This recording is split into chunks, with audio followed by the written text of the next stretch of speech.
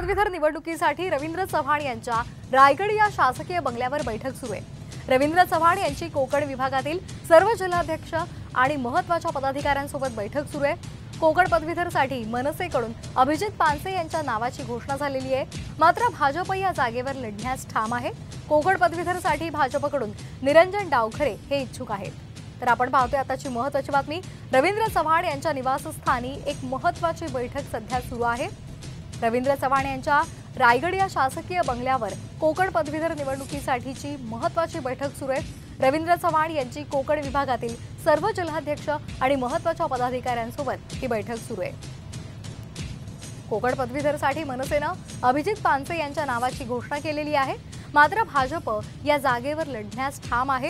कोकण पदवीधरसाठी भाजपकडून निरंजन डावखरे हे इच्छुक आहेत। त्यामुळे आता या संदर्भात नेमका काय निर्णय घेतला जातो हे पाहणं महत्त्वाचं ठरणार आहे।